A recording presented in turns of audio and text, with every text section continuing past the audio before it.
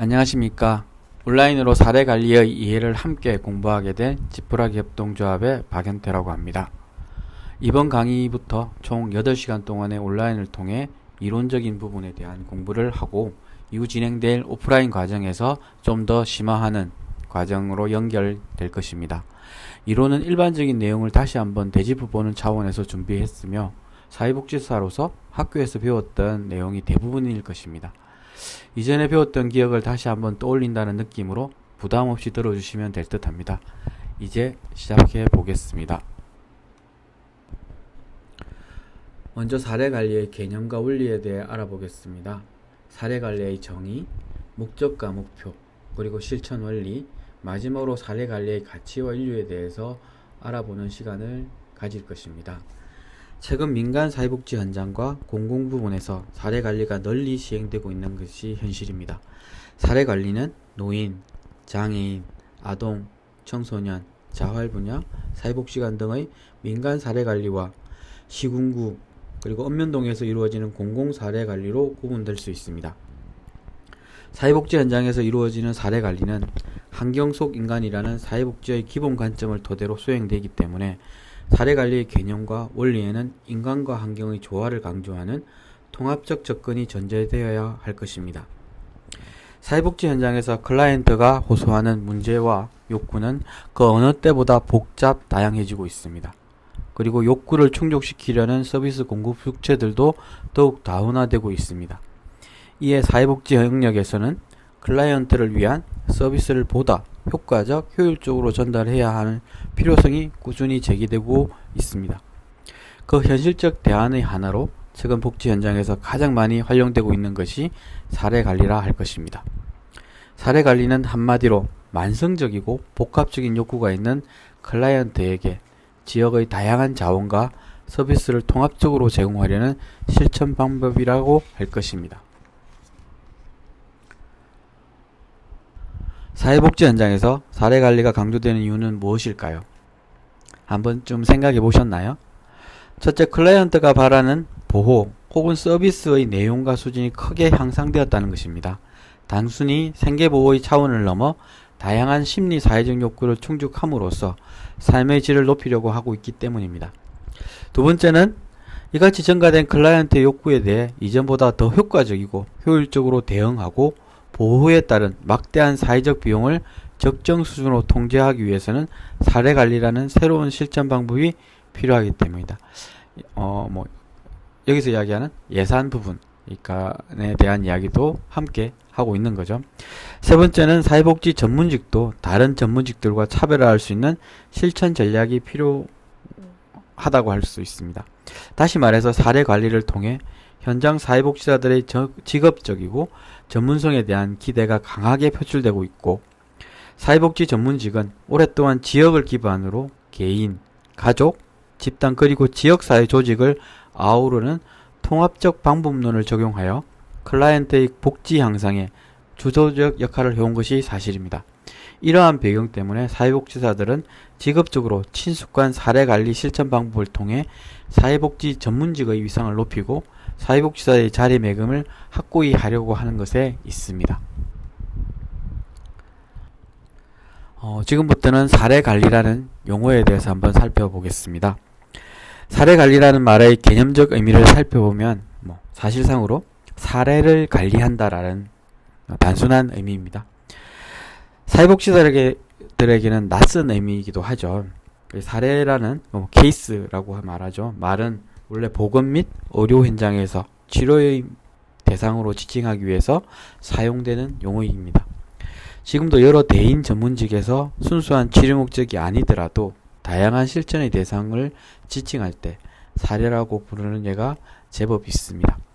하지만 지금까지 사회복지 현장에서 널리 쓰이고 있는 클라이언트라 혹은 서비스 이용자라는 용어가 갖고 있는 의미를 사례라는 말로 대신하기에는 분명한 한계를 보이고 있습니다.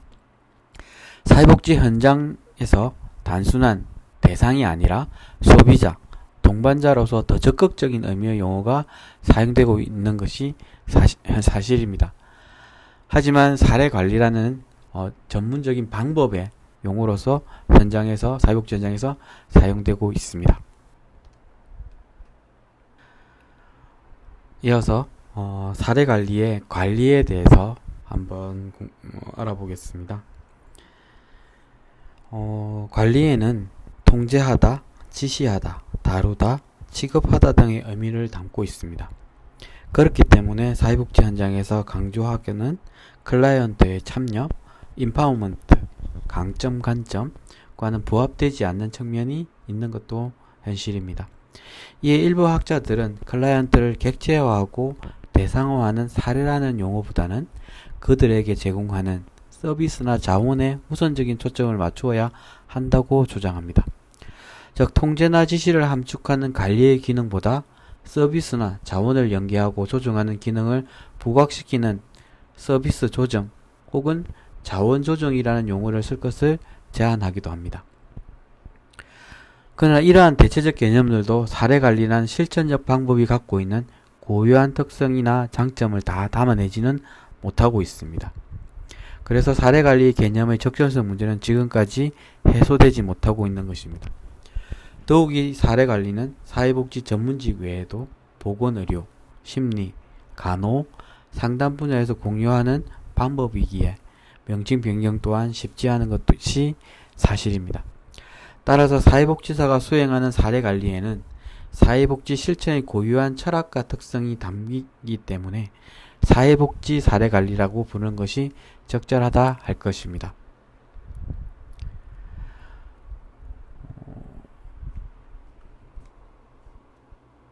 장기적으로는 사회복지 실천의 고유한 철학과 특성을 반영한 명칭에 대한 논의의 필요성이 대두될 것입니다. 여러분들은 어떠신가요? 좋은 의견 없으신가요? 여러분들이 일하는 현장에서 먼저 시작해 보시는 것은 어떨까요? 저는 사회복지 현장에서 올 때까지도 사회복지에 대해 준비하고 오지 못했습니다. 사회복지를 전공한 학생도 아닌 아동학을 공부한 그리고 보육고사를 꿈꾸던 청년으로 우연히 일하게 된 장애인 시설, 장애인 단체는 생소했으며 조금씩 생기던 사회복지 현장에 대한 관심으로 남들보다 늦게 사회복지를 공부하고 자격을 취득했습니다. 장애인에서 시작해서 아동 청소년과 그리고 지역사회복지를 계속하게 되고 이를 통해 사회복지는 나의 일이 아니라고 생각했습니다. 그냥 복지가 하는 것이 사례관리고 지역아동센터에 일할 때도 공동생활 가정에서 일할 때도 아동관리라는 이름으로 외면하면서 인정하지 않았고 여전히 부정하고 있었습니다.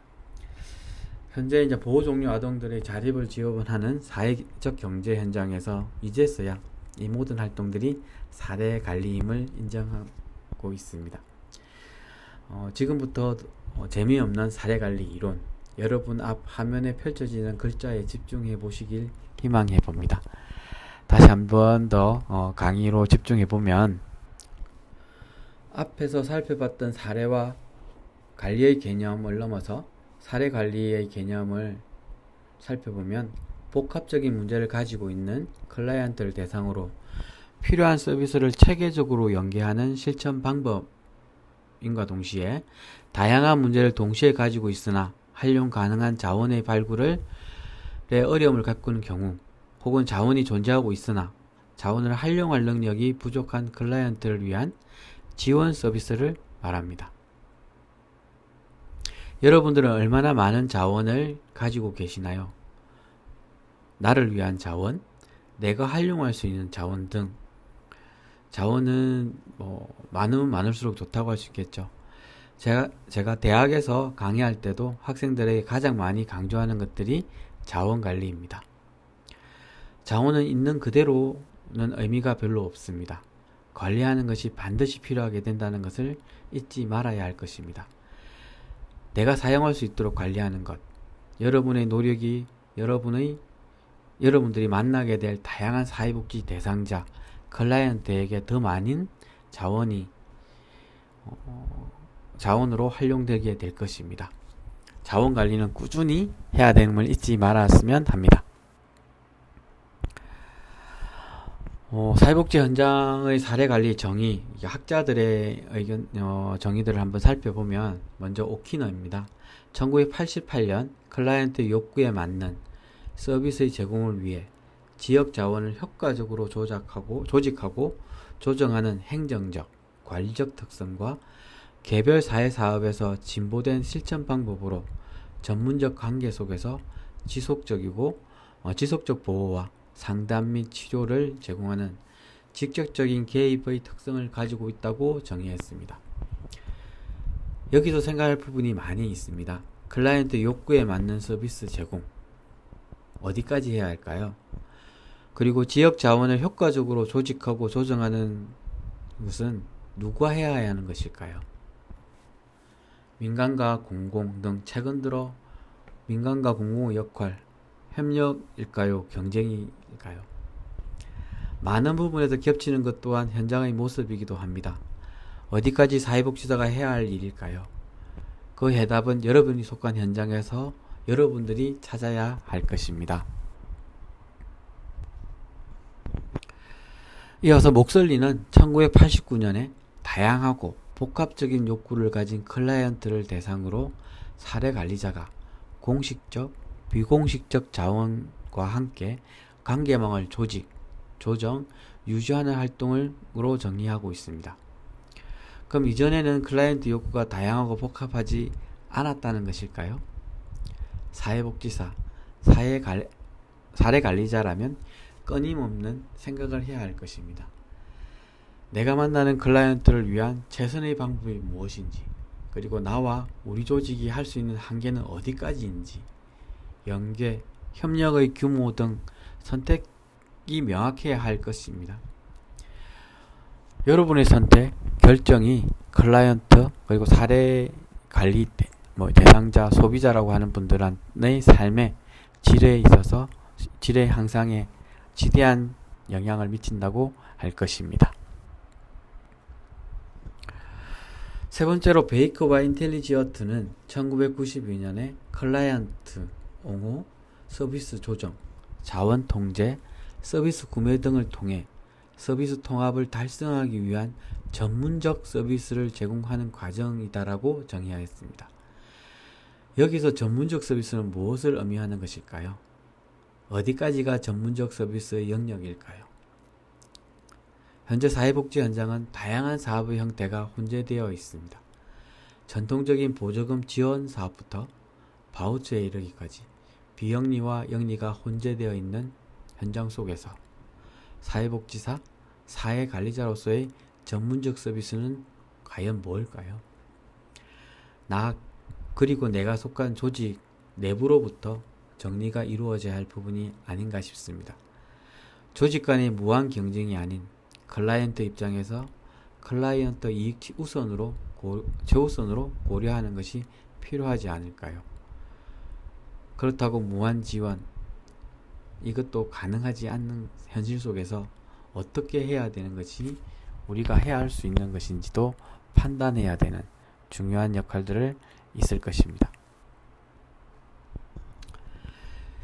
그리고 2000년 커먼은 사례관리를 클라이언트 욕구에 대한 사정, 계획, 조정, 전달, 모니터링을 통해 서비스 통합을 달성하기 위한 전문적 서비스를 제공하는 과정이라고 정의하였습니다. 점점 더 구체화되어 가고 있는 것이 보이시나요? 저는 복지관에서 근무한 경험이 없어서 사례관리에 있어 많은 경험을 하지 못한 것이 사실입니다. 사회복지사 자격증도 없는 시절 시장했던 장애인 시설, 단체에서의 경험에서 사회복지사의 필요성을 인식하고 난 뒤 자격 취득 후 시작했던 아동청소년 복지 현장은 소규모로서 2~3명의 사회복지사가 행정, 프로그램, 예산 확보, 재정 관리 등 종합적으로 해야 되는 곳이었습니다. 그래서 배운 것도 많지만 세밀하게 배우지 못한 아쉬움 또한 큰 것이 사실입니다. 지금 강의를 듣고 있는 여러분들은 어떻게 보면 복 받으신다고 할 수 있는 거죠. 좀 더 자세하게 세밀하게 배우고 있는 과정이기 때문에 그렇다고 저는 후회는 없습니다. 다시 예전으로 돌아간다고 해도 지금 같은 길을 걸어왔을 거라 생각됩니다. 나를 필요로 하는 곳에서 나의 삶을 담았고 그 삶으로 인해 매 순간순간이 행복했기 때문입니다. 여러분은 어떠신가요? 지금 행복하신가요? 사회복지사로서, 사례관리자로서, 그리고 개인으로서 여러분의 행복은 어디쯤 있나요? 여러분이 만날 모든 분, 그 중에서 클라이언트가 여러분의 행복과 함께 행복할 수 있는 것입니다. 사례관리는 그 길에서 여러분에게 작은 도구일 뿐입니다.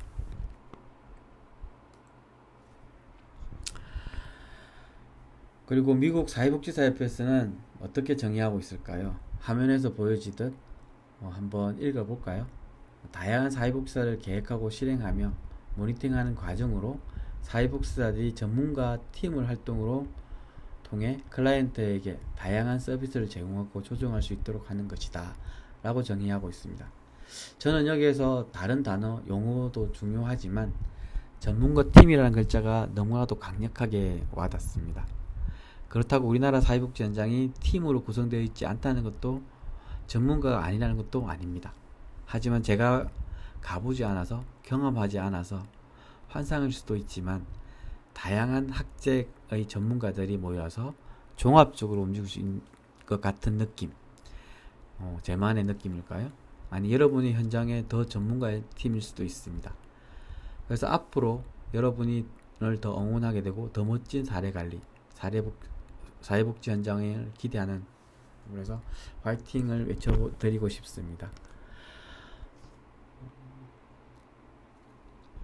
이어서 영국 그리고 미국 사례관리자 협회에서는 사례관리를 클라이언트와 그의 가족의 복합적 욕구를 충족시키기 위해 사정, 계획, 실행, 조정, 평가, 그리고 점검하는 협력적 과정으로 의사소통과 자원을 활용함으로써 클라이언트의 삶의 질을 향상시키고 비용 효과적인 성과를 조직시키는 것이라고 정의하고 있습니다.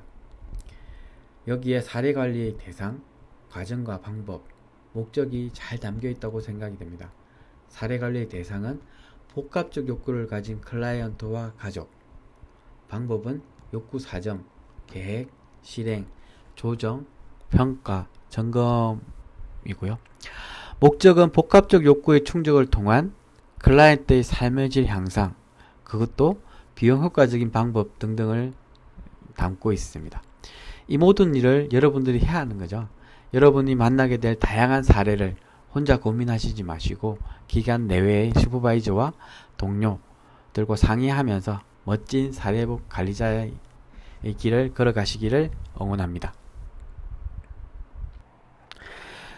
지금까지 외국의 정의들을 살펴봤다면 우리나라 한국사례관리학회에서는 어떻게 이야기하고 있는지 한번 볼까요? 만성적이고 복합적인 욕구가 있는 클라이언트와 가족의 사회적 기능 회복을 위해 운영체계를 확립하고 이를 기반으로 체계적 사정과 지역사회의 다양한 자원을 활용하고 지속적이고 효과적인 사회복지 서비스를 제공하려고 하는 통합적인 실천 방법이다 라고 이야기하고 있습니다. 앞에서 이야기했던 정의들을 쭉 살펴보면 중복되는 이야기들이 많이 있죠.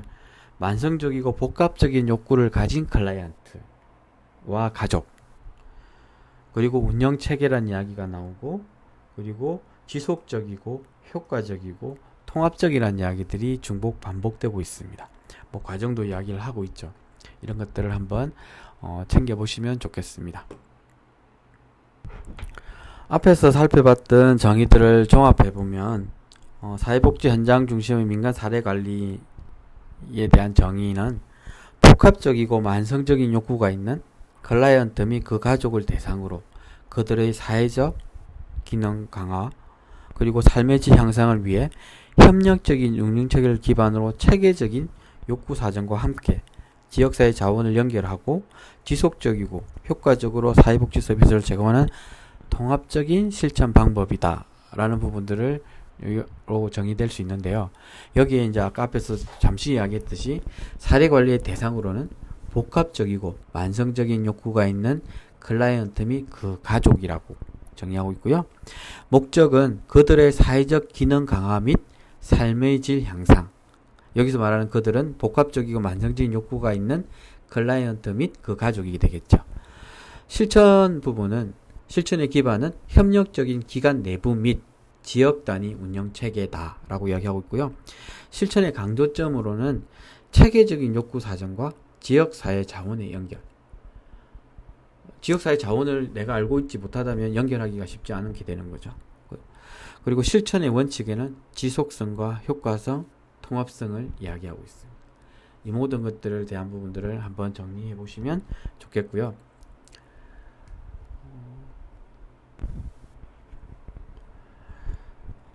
이러한 정의에 따라서 사례관리에 대한 특성을 한번 살펴보면, 첫 번째는 사회복지 실천과의 관계를 볼 때 사례관리는 클라이언트를 돕는 다양한 실천 방법 중에 하나이다. 사례관리는 사회복지사들이 클라이언트의 문제나 사항을 개선하기 위해 활용하는 여러 실천 방법 중 최근 널리 활용되는 통합적인 실천 방법이다. 사례관리를 사회복지 실천과 동일한 의미로 간주하거나 사례관리가 사회복지 실천을 대변하는 것으로 인식되어서는 안 될 것입니다.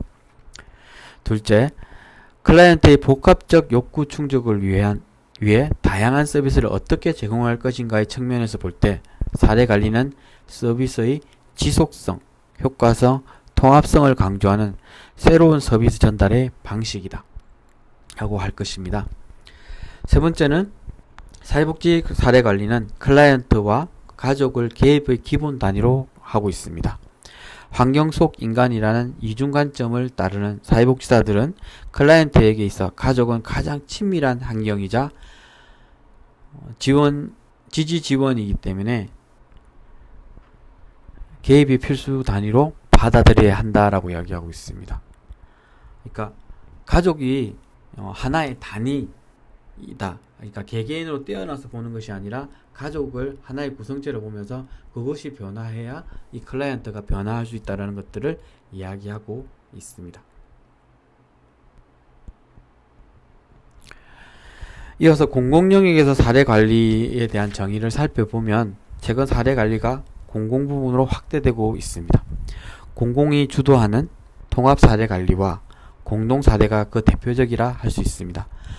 공공사례관리는 민간사례관리와의 차이가 있다고 하는데, 민간사례가 주로 관련 복지기관들 간의 협력과 네트워크를 통해 서비스를 연계하고 조정하는 것이라면, 공공영역의 통합사례관리와 공동사례관리는 공공, 시군구, 읍면동이 민간과의 긴밀한 협력체계, 운영체계를 바탕으로 서비스를 제공하는 것이 특징이라 할 것입니다.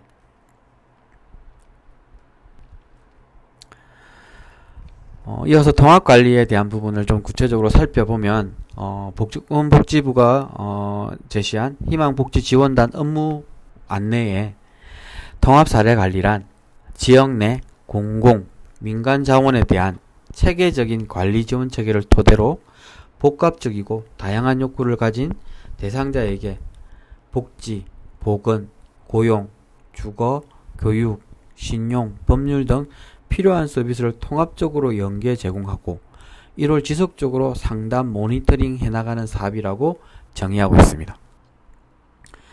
또한 서울시 복지재단에서는 통합사례관리를 기관별로 이루어지는 사례관리 수행 방법이 아니라 지역사회의 책임성에 초점을 두고 접근하는 실천 방법으로, 즉 개별 기관에서 이루어지는 사례관리뿐만 아니라 사례관리가 필요하나 지역사회에서나 어느 기관도 접근하지 않는 경우, 혹은 많은 기관이 서비스를 제공하고 있으나 효과적이지 않은 경우, 또는 서비스 간의 충돌로 결과적으로 클라이언트의 삶이 온전하게 회복되기 보기 어려운 경우, 이에 대한 조정이 필요한 사례에 대해 기관 간의 경계를 넘어서 사례관리를 실행하는 실천 방법이라고 정의하고 있습니다.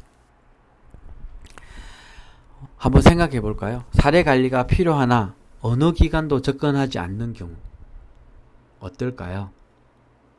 이분들은 얼마나 소외를 받는다고 생각할까요? 그리고 많은 기관이 서비스를 제공하고 있으나 효과적이지 않는 경우 어떤 것들이 있을까요? 한번 생각해 보세요. 서비스 간의 충돌로 결과적으로 클라이언트의 삶이 온전하게 회복된다고 보기 어려운 경우, 지금 대표적인 게 돌봄이죠. 특히 아동 돌봄. 지역 아동센터, 뭐 바우처 사업으로 초등 돌봄도 있고요. 그리고 다학교 돌봄센터, 최근에 이제 넓음 학교 뭐 이렇게 하면서 안 그래도 아이들이 줄어서 문제가 많은데 그 속에서도 경쟁 아닌 경쟁을 해야 되는 부분에 있어서 특히나 이제 지역 아동센터를 운영해 본 경험이 있는 저로서는 왜 그렇게 할까라는 부분에 조금 살짝 욱해서 말씀을 드렸고요. 경쟁이 나쁘다가 아니지만 이 경쟁을 통해서 보다 효과적으로 뭘 할 수 있는지에 대한 고민들이 이루어져야 되지 않을까라는 생각이 조금 들었습니다. 이 모든 경우 모두 사례 관리자, 클라이언트, 지역사회가 힘들어지는 것은 말하지 않아도 알게 될 것입니다.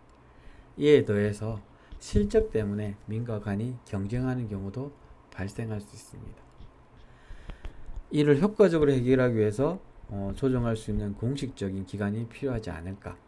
아까 이야기했듯이 그러니까 민간이라고 할 수 있는 지역아동센터, 공공이라고 하는 학교가 경쟁하는 구조가 되고 있죠. 아이들은 줄어서. 그런데 공식적인 부분, 지역아동센터도 법적 공식력을 가지고 있죠. 신고시설이라는 그리고 규제도 받고 있고 이러한 과정을 가지고 있지만 더 공신력 있는, 더 규모가 있는. 근데 아이들 입장에서 과연 좋을까라는 생각이 듭니다. 보호자 입장, 부모 입장에서는 뭐 넓은 학교에 보내는 게 안정적이다 할 수 있겠죠. 근데 아이들 입장에서 보면 아침 7시부터 저녁 8시까지 13시간을 학교에서 보낸다면 어떠신가요? 여러분들은 직장에서 8시간 근무하는 것도 쉽지 않은데, 그죠? 학교 현장에서.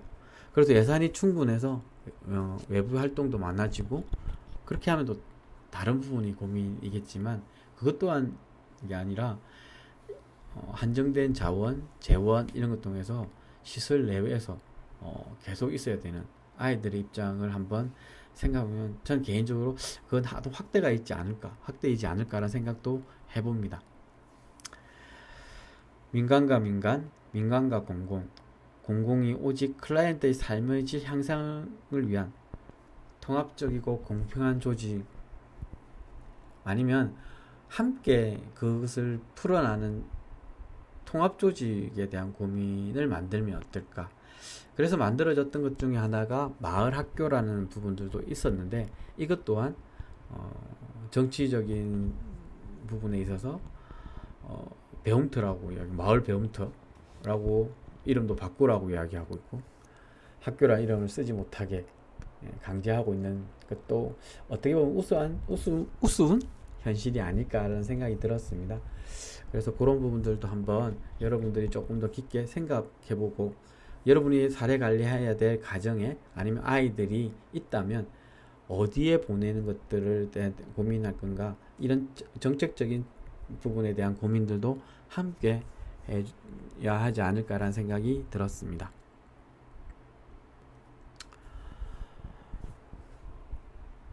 이어서 공동사례관리의 정의를 한번 살펴보면, 가장 최근에 대두되고 있는 사례관리 개념이라고 할 수 있습니다. 공동사례관리는 타 기관과의 협업을 통해 더 넓은 범위의 자원 활용이 필요하다고 판단된 경우에 이루어지는 것으로서, 이는 대부분 통합사례회의에서 기관 간 협의를 통해 결정되고, 행정안전부, 보건복지부에서 제시한 찾아가는 보건복지 서비스 지침에 조금 더 자세하게 나와 있는데요. 공동사례관리란 2개 이상의 기관이 협의에 의해 한 대상자 혹은 대상 가구를 공동으로 사례관리하는 협업체계로서 주 사례관리자와 공동 사례관리자로 구분하여 역할을 분담하는 것이라고 정의하고 있습니다. 최근에 언면동이 많이 바뀌고 있죠. 예전에는 문서를 발행 바로로 갔던 것이 동사무소였다면 지금은 찾아가는 보건복지팀도 있고 복지팀도 있고 행정 이렇게 총무팀도 있고 이렇게 나뉘면서 반 이상이 복지직으로 채워지고 있는 것이 가장 큰 현장이라고 할 수 있을 것 같아요. 여기에 이제 지금 이제 아까 얘기했던 이 내용의 찾아가는 보건복지 서비스 지침과도 맞물린다고 할 수 있는데, 예전에는 그러니까 클라이언트라고 이야기하는 사회복지 서비스 대상자들이 읍면동을 찾아갔다면 지금은 공무원들이 직접 찾아 나서서 발굴하는 이런 시스템까지 와 있는 것이 현실입니다.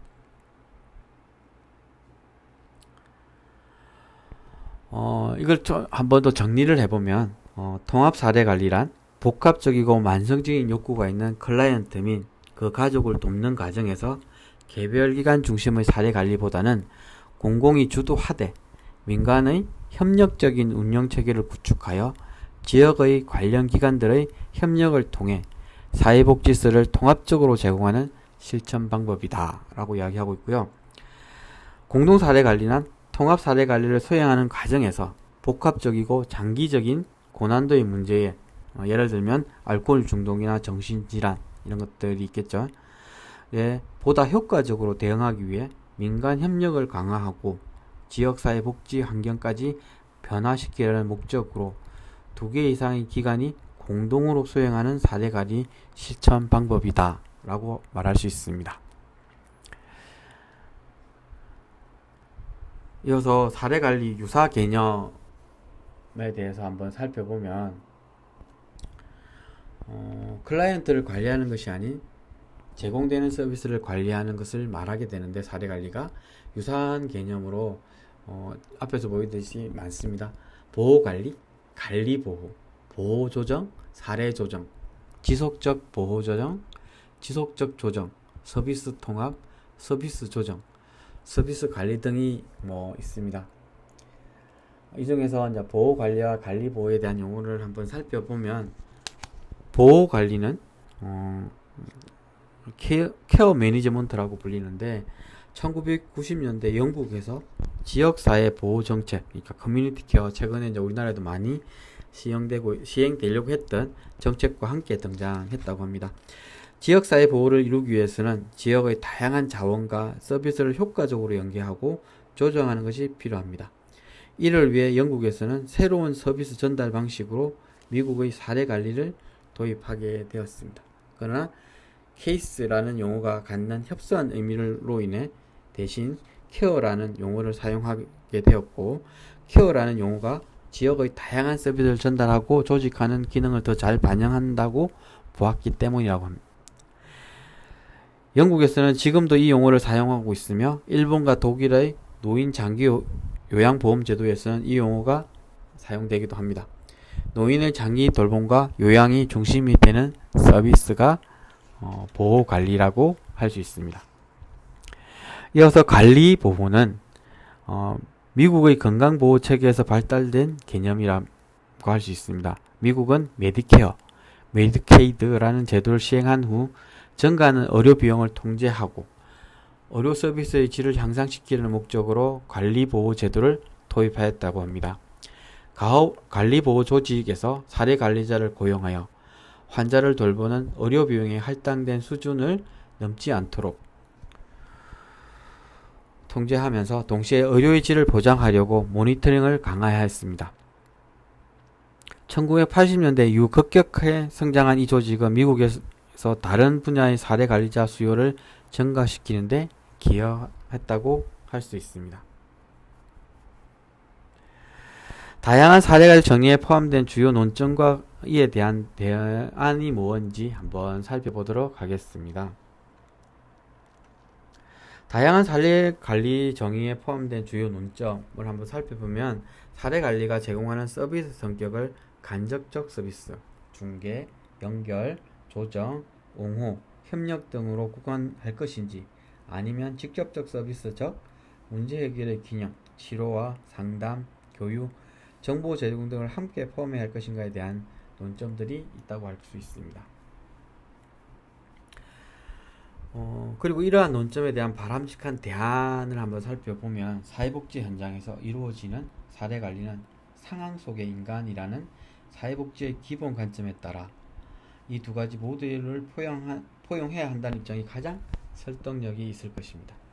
즉 사회복지 사례관리는 지역에서 서비스 동원, 연계, 조정이라는 환경적 혹은 간접적 개입을 통해 기관과 지역을 이어주는 경계 확장의 기능이 분명히 있다 할 것입니다. 또한 개별 사회 사업의 오랜 전통을 이어간다는 측면에서 클라이언트에 대한 직접적 서비스의 제공 혹은 문제 해결 활동 또한 동일한 비중으로 강조된다 할 것입니다. 이러한 통합적 입장은 개인과 환경의 조화를 중시하는 사례관리의 고유한 특성이기도 합니다. 여기서 개별 사회사업과 사례관리의 공통점과 차이점을 한번 살펴보면 먼저 공통점입니다. 첫째, 인간과 환경의 상호작용을 강요한다는 것입니다. 이는 클라이언트와 가족, 지역사회의 긴밀한 협력, 소통을 통해 지속성과 효과성, 통합성을 지향하고자 하는 것을 담고 있는 것이며, 둘째, 클라이언트의 사회적 기능 강화 및 삶의 질 향상에 기여한다고 하는 것입니다. 이 또한 지역사회 속에서 소외받지 않고 함께 살아가는 것이 더 클라이언트의 삶을 긍정적으로 만들 수 있다는 것에서 출발한다고 볼 수 있습니다. 이어서 개별 사회사업과 사례관리의 차이점을 살펴보면 개입의 목적, 개입의 초점, 환경, 개입의 특징, 직접 간접 개입, 효과성과 효율성, 아웃리치와 발전 방향 측면에서 살펴볼 수 있습니다. 먼저 개입의 목적에서는 개별 사회 사업은 개인의 심리 내적 문제의 해결이라고 한다면 사례관리는 개인의 욕구 충족에 있습니다. 이어서 개입의 초점은 개별 사회 사업은 문제에 대한 심리 사회적 사정과 상담 및 치료에 기초한 개입 활동에 초점을 두고 있는 반면 사례관리는 욕구에 대한 포괄적 사정과 욕구 충족에 필요한 자원 연결 활동에 초점을 두고 있습니다. 환경 개입의 특징을 살펴보면 개별 사회 사업은 사회 환경에 대한 개입으로 환경 조정, 환경 개선을 강조하는 반면 사례관리는 욕구에 기초한 다양한 지역사회 자원들을 조정하고 자원을 발굴하는 것을 강조하고 있습니다.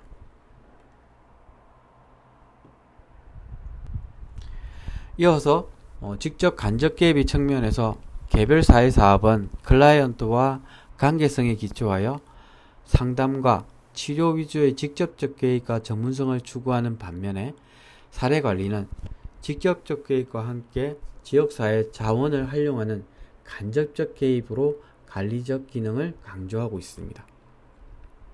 이어서 효과성과 효율성 부분에 있어서는 개별 사회 사업은 개입의 효과성을 강조한 반면 사례관리는 개입의 효과성은 물론 효율성을 강조하는데 특히 보호 비용을 통제하고자 한다는 것이 중요하다고 할 것입니다.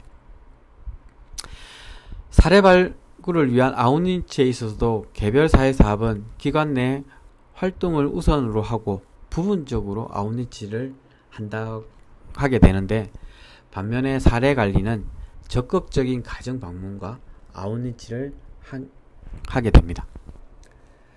마지막으로 발전 방향에 있어도 개별 사회 사업은 최근 개인을 대상으로 하는 통합적 실천으로 확대되고 있고 사례 관리는 고유한 사례 관리 방법론으로 발전하면서 다양한 모형으로 확산되고 있다는 것입니다. 이어서 사례 관리의 목적과 목표에 대해서 한번 공부해 보겠습니다. 사회복지 사례 관리는 사회복지 실천의 목적과 사례관리 방법론의 목적을 공유하게 되는데 크게 보면 두 가지로 실천적 측면의 목적과 서비스 전달 측면의 목적이라고 할 수 있습니다.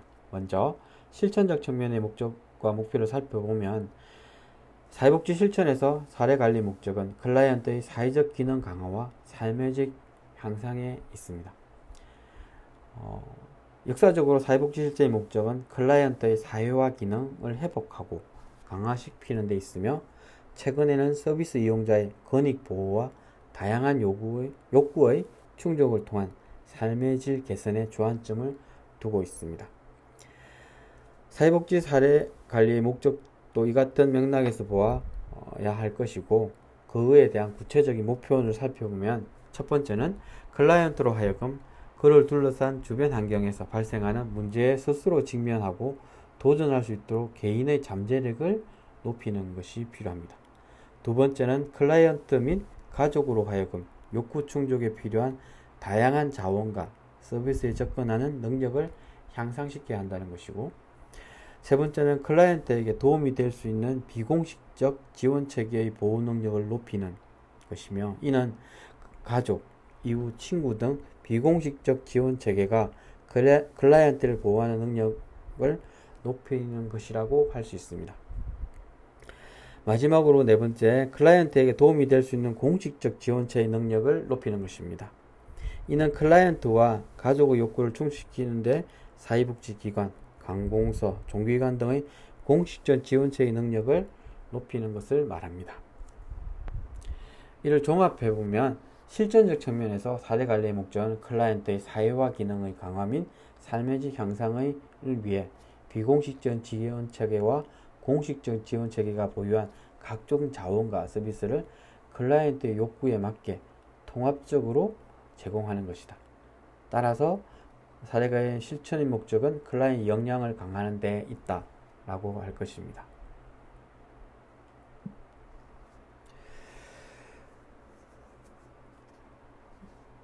이어서 서비스 전달 측면의 목적과 목표를 살펴보겠습니다. 사례관리는 기존의 단편적이고 비연속적인 서비스 전달의 방법식과는 다른 새로운 서비스 전달의 방식이 필요하게 되었습니다. 이러한 측면에서 사례관리는 기관이나 지역사회를 기반으로 협력적 운영체계를 구축하기보다 효과적이고 효율적으로 서비스를 전달하는 것을 목적으로 하게 되었습니다. 이를 위해 보호의 지속성, 통합성, 질 높은 서비스, 책임성을 구체적으로 목표로 하고 있습니다. 하나씩 살펴보면, 보호의 지속성을 보장한다 라는 부분이 있습니다. 이는 클라이언트의 욕구 충족을 위해 일정한 장소와 기간을 유지하면서 서비스를 지속적으로 제공하는 것이고, 보호의 연속성은 행단적, 돈당적 차원으로 분류할 수 있습니다. 행당적 차원의 연속성은 주어진 시점에서 이용자의 다양한 욕구를 충족하기 위해 포괄적 서비스를 제공하는 것이고, 종당적 차원의 연속성은 시간의 경과에 따라 변화하는 개인의 욕구에 반응하여 서비스를 지속적으로 제공하는 것을 말합니다. 두 번째로, 통합된 서비스를 제공한다는 것은 클라이언트에게 필요한 서비스를 포괄적으로 제공하는 것을 말하는데, 이를 위해서 복합적이고 변화하는 이용자의 욕구를 해결하기 위해 지역 자원에 대한 정보를 충분히 갖고 있어야 하며, 관련 서비스와 자원을 활용하는 연계 시스템이 마련되어 있어야 한다는 것입니다. 서비스 통합은 서비스의 파편화와 중복을 줄이고 제공된 서비스들 간의 상호작용을 촉진시킨다 할 것입니다. 질 높은 서비스를 해야 한다는 부분은 클라이언트의 만족도를 높이기 위해서는 제공된 서비스의 질을 향상시켜야 한다는 것으로, 이를 위해서 사례관리에서는 클라이언트 욕구에 맞는 최적의 서비스를 제공하기 위해 노력해야 하고, 서비스 진행 과정을 점검하고 조정하는 활동이 중요하다라고 할 수 있습니다. 마지막으로, 서비스에 대한 책임성을 정진시켜야 한다는 부분에 있어서는 사례관리에서 책임성이란 사례관리의 전 과정이 효과적으로 이루어지고 개입의 성과가 나타나도록 평가하고 관리하는 것을 말하는데, 또한 서비스의 중복을 줄이고 기존 자원을 적극적으로 활용하면서 보호 비용을 줄이는 것을 말하고, 따라서 사례관리자는 클라이언트의 욕구에 기반한 서비스를 제공하고 비용 절감을 위한 노력에 최선을 다해야 한다는 것입니다. 이를 요약해보면, 서비스 전달 측면의 사례관리 목적은 클라이언트의 역량 강화를 위해 다양한 서비스 제공의 주체들이 클라이언트에게 필요한 서비스를 지속적이고 통합적으로 제공하며 서비스의 질을 향상시킴으로써 실천의 성과와 비용 효과성을 동시에 제고시키는 서비스 전달 방식이다 라고 할 수 있습니다. 요약하면 서비스 전달 측면의 목적은 서비스 효과성과 서비스 비용 효과성을 추구하는 데 있다 할 것입니다. 복지 현장에서 사례 관리를 실천할 때 클라이언트를 위한 목적 설정은 항상 사회적 기능의 강화, 삶의 질 향상이라고 기술하고 있습니다. 이는 어떻게 보면 다른 그렇지 않다라고 할 수 있는데요. 구체적인 목적이기보다는 사례 관리 실천의 방향성을 담고 있는 목적이라 할 수 있기 때문입니다. 따라서 클라이언트의 상황과 처지에 따라 혹은 욕구 사정의 결과에 따라 보다 구체적으로 기술되어야 하고, 한 가지 중요한 점은 사례 관리의 목적에는 자활, 자립, 독립생활을 지향하는 내용이 포함되는 것이 좋다라고 할 수 있습니다. 그 이후로는 사례 관리의 철학은 처음에는 전문가가 책임 있게 관리해 주다가 나중에는 클라이언트 스스로 자기 보호의 수준을 높이도록 돕는 데 있다라고 할 수 있고, 다른 말로 하면 욕구 충족을 위한 제반 사항이 초기에는 전문가에 의해 주도되는 타인 지향의 상태에서 점차 자신이 주도적으로 선택하고 결정하는 자기 지향의 상태로 변화하는 데 있다라는 것입니다. 이런 측면에서 사례 관리를 한마디로 줄이면 사례 관리자의 전문적인 도움으로 시작하여 클라이언트 스스로 자기 관리를 하는 과정이다 라고 할 수 있습니다. 책에 나와 있는 부분인데요. 사례 관리 맛보기라고 해서 나를 쓰다듬어 주시는 우리 할머니라는 부분에 예시가 있습니다. 한번 읽어드리면, 민수는 수줍음을 많이 탔다. 묻는 말에는 주로 배짓이 웃으며 손가락 하나를 입에 물고 고개를 끄덕거릴 뿐 전반적으로 또래에 비해 발달이 늦어지고 있는 상황이었다. 학교 수업 역시 잘 따라가지 못하고 초등학교 2학년이 되었어도 한글을 몰라 친구들로부터 뭐뭐뭐라고 놀림받기 일쑤였다. 집에서는 민수의 공부를 가르쳐 줄 사람이 없었다. 아버지는 제 한 몸 가누기 힘든 환자였고, 민수의 형은 아버지의 모든 수발을 드느라 민수의 공부를 봐줄 여유가 없었다. 할머니 또한 문맹이었다. 친구들이 저를 뭐뭐뭐라고 놀리는 게 싫고 창피해요. 민수는 슬픈 얼굴로 이야기했다. 저도 학원에 다니고 싶어요. 그리고 제 책상도 갖고 싶어요. 이 말을 하는 민수의 눈빛 속에서 반짝임이 보였다. 민수는 뭔가 달라지고 싶었고 스스로 성장하고 싶어 했다. 민수는 한글을 잘 쓰고 싶구나. 선생님이 어떻게 민수를 도와줄 수 있을지 할머니와 의논해 볼게. 이 글을 들으면서 어떤 느낌이셨나요? 무엇을 가장 먼저 해주고 싶은가요? 여러분이 만나게 될 사례 관리는 너무나도 다양한, 대상자에 맞아 케이스 바이 케이스라고 할 정도로 다양할 것입니다. 지금 여기에서 가장 큰 문제는 무엇일까요? 지금 이제 아버지도 문제고 민수만의 문제가 아니잖아요. 가정 내에서의 모든 상황들이 막혀 있다라는 부분. 이래서 아버지에서 병원 진료가 필요할 거고, 민수의 형을 위해서는 간병인이 필요할 거고, 민수를 위해서는 학습 멘토가 필요할 거고, 할머니 또한 마찬가지. 경제적 지원도 막혀있는 이런 모든 부분에서 실타래를 풀듯이 가장 먼저 우선순위를 선정하고 정리하고 풀어나가는 것 또한 여러분의 역할, 사례 관리자 역할이 아닐까 생각합니다. 아이들의 놀리는 것 또한 해결해야 될 문제이죠. 이러한 부분들 하나하나가 우리들의 고민거리이죠. 사례 관리자라 한다면 이 부분에 있어서 지속성의 문제도 고려해야 되고, 이거 통합 부분에 어떻게 할 것인지 이런 것들이, 그리고 단순하게 그냥 한글만 가르쳐야 되는 것이 아니라 그 민수에 대한 종합적인 지원 체계도 구축하는 것들이 필요하다. 그리고 이 서비스에 대한 책임성, 자원봉사자가 들어가서 해결해야 될 부분이 아닌 거죠. 이거는 자원봉사자도 관리된 자원봉사자, 책임감 있는 자원봉사자, 아니면 실질적으로 급여가 지급되는 멘토 역할도 필요하게 되는, 이런 것들에 대한 부분을 종합적으로 고민해서 지원해야 되는 부분입니다. 그래서 이 사례 관리는 이거보다 더 복잡한 사례들이 많을 가지고 있을 거예요. 여러분들도 그 속에서 어느 것을 우선적으로 먼저 해서 순차적으로 정리할 건가에 대한 정리해내는 역할들도 중요하다라고 말씀드릴 수 있을 것 같습니다.